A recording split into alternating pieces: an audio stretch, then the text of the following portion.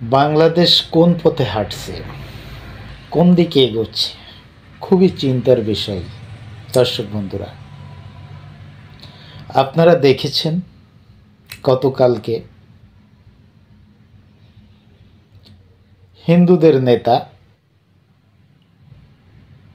ISKCON নেতা শ্রী চিন্ময় দাস প্রভুকে দেশের আইন শৃঙ্খলা বাহিনী গ্রেপ্তার করল এবং এতে দেশের সমগ্র হিন্দু সম্প্রদায়ের লোকগুলো এই সরকারের উপর খুবই অসন্তোষ প্রকাশ করে আছে। চিন্ময় দাস প্রভু, যিনি একজন ইসকন নেতা, তাকে ট্যাগ লাগানো হচ্ছে তিনি একজন জঙ্গি। তার ইসকন একটা জঙ্গি সংগঠন। আমার জানা মতে ইসকন বিভিন্ন সামাজিক, বিভিন্ন সেবামূলক কাজের মধ্যে তারা জড়িত আছে। শুধু বাংলাদেশেই নয়, সারা বিশ্বে এই ইসকনের সংগঠনগুলো বিভিন্ন দেশে অনেক মানবিক এবং সেবামূলক কাজের সাথে নিয়োজিত রেখে তাদের নিজেদের ইমেজকে বিশ্ব দরবারে একটা ভালো পর্যায়ে নিয়ে গেছে। ইসকনের যে ভাবমূর্তি, এই ভাবমূর্তিকে বাংলাদেশের কিছু মহল যারা ট্যাগ লাগাচ্ছে, এরা জঙ্গি সংগঠন। আমি জানি না এই ইসকন কোন ধরনের সংগঠন, তবে আমার জানা মতে যতটুক জানি, এরা বিশ্ব দরবারে খুব একটা ভালো ইমেজ এই ইসকন তৈরি করেছে। বাংলাদেশে ইসকনকে নিয়ে যা চলছে, তার পরিণাম আমার মনে হয় খুব একটা ভালো হবে না। আজ দেখলাম আদালত প্রাঙ্গণে একজন আইনজীবীকে কিছু জঙ্গিরা পিটিয়ে মেরে ফেলল পুলিশের সামনে। এরকম ঘটনা পূর্বে কখনো ঘটেছে কি? আমার মনে হয় ঘটেনি। দেখলাম শেখ হাসিনা পতনের পরে একজন মানসিক রোগী, তোফাজ্জেল নামে একজন মানসিক রোগী, তাকেও কিছু জঙ্গিরা, যারা ছাত্র নামের জঙ্গি আমি বলবো, তারা তাকে মেরে ফেলল নৃশংসভাবে। আবার দেখলাম খুলনায় উৎসব মণ্ডল নামে একজন হিন্দু ছাত্রকে ধর্ম অবমাননার নামে তাকে আর্মির কাছ থেকে ছিনিয়ে নিচ্ছে এবং ছিনিয়ে নিয়ে তাকে মেরে ফেলার ঘোষণা দিল জনসম্মুখে কিছু জঙ্গিরা।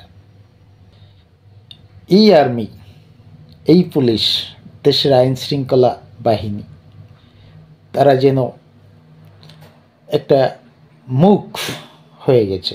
তাদের কোনো শক্তি নাই, তারা হতবিহ্বল, দাঁড়িয়ে দাঁড়িয়ে দেখা ছাড়া তাদের কোনো কাজ নাই।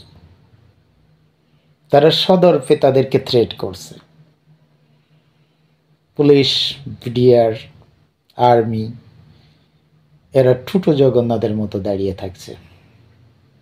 দেশটা কোন দিকে যাচ্ছে আমি বুঝতে পারতেছি না। চট্টগ্রামের হাটহাজারী যে গলিতে আমরা দেখলাম একটা হত্যাযোগ্য মতো কাজ চালালো আইন শৃঙ্খলা বাহিনী, আর্মির মতো সাজে দেখলাম সেই পাকিস্তানি কায়দায় ওখানকার হিন্দু জনগোষ্ঠীর উপর খুব নিপীড়ন চালালো, অনেকে আহত হলো। এগুলো কাদের মদদে হচ্ছে? এই ইউনূস সরকার আসার পর থেকেই এরকম ঘটনাগুলো ঘটছে। বাংলাদেশ কোন দিকে যাচ্ছে আপনারা বুঝতে পারছেন কি?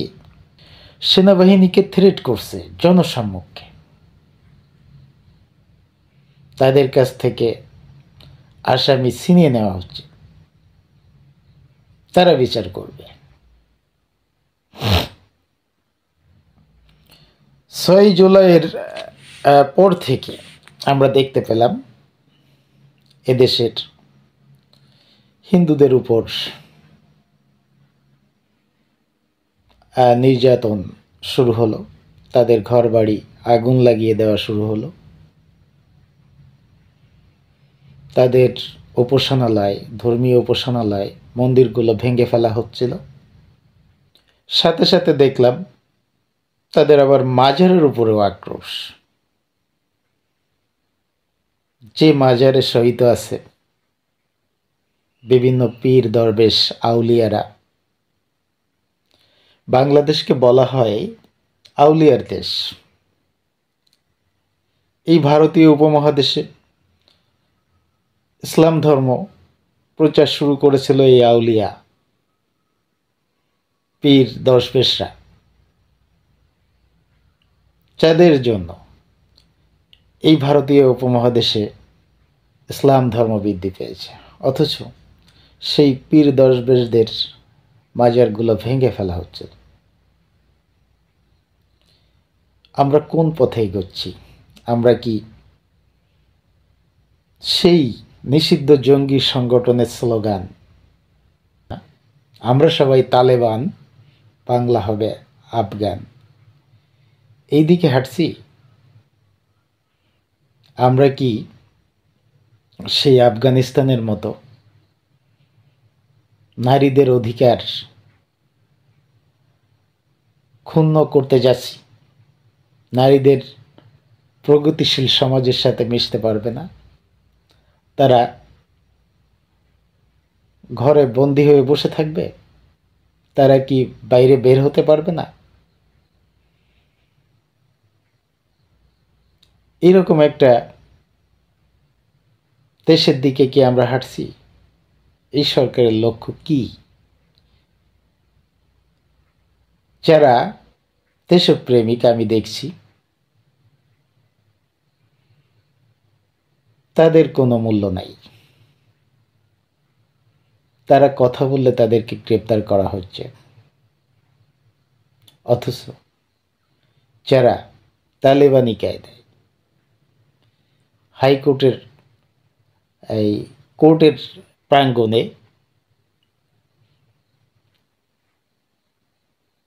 আইনজীবীকে হত্যা করছে, তারা বীর দর্পে ঘুরে বেড়াচ্ছে।